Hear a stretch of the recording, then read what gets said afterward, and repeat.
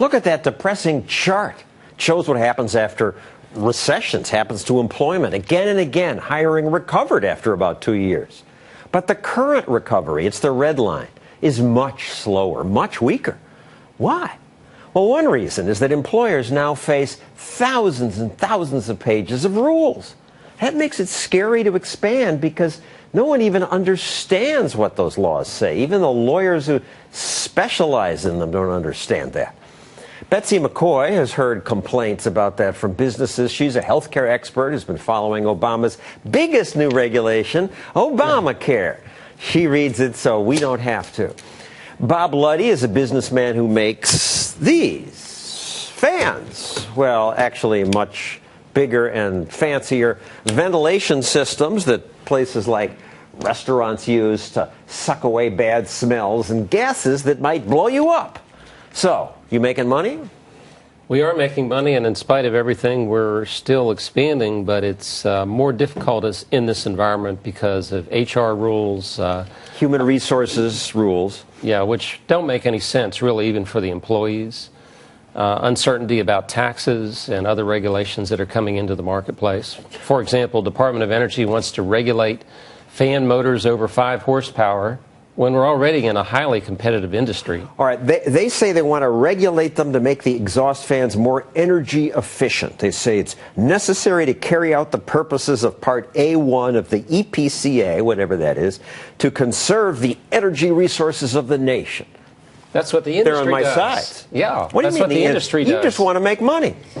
We are constantly testing fans. There's an industry organization that has a scientific approach to this. And you're already trying to make them more efficient because it'll help you sell fans. Absolutely. Now you're talking about the free market, John.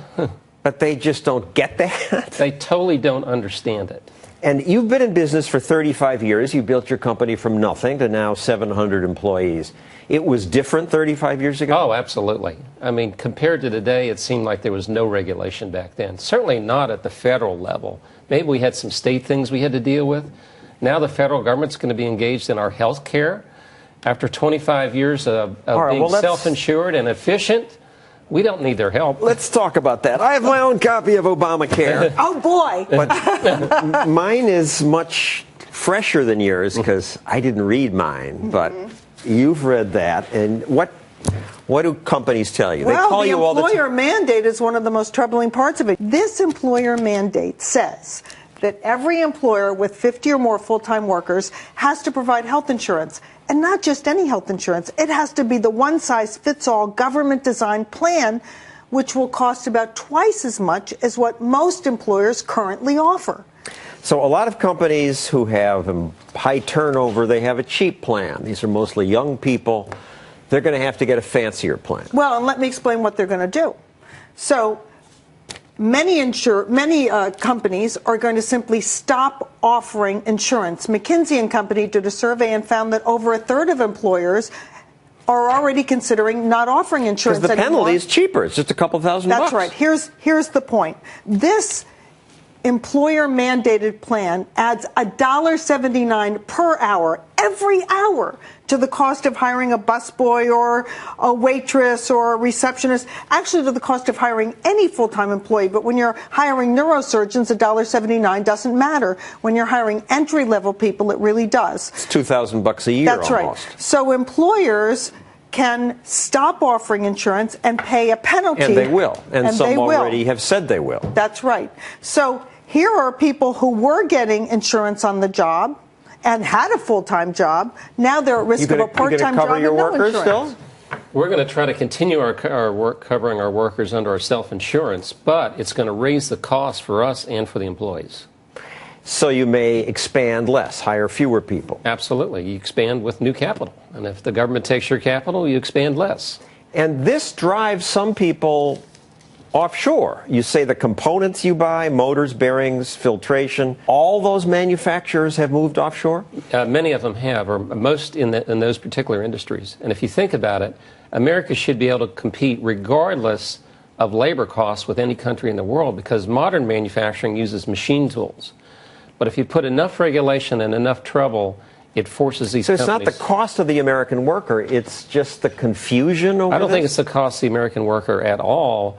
Of course, large unionized operations, yes, that's a big issue. But for normal manufacturing, modern manufacturing, it's highly capital investment intensive, and labor has to be highly skilled, and we have the most skilled labor in the free world.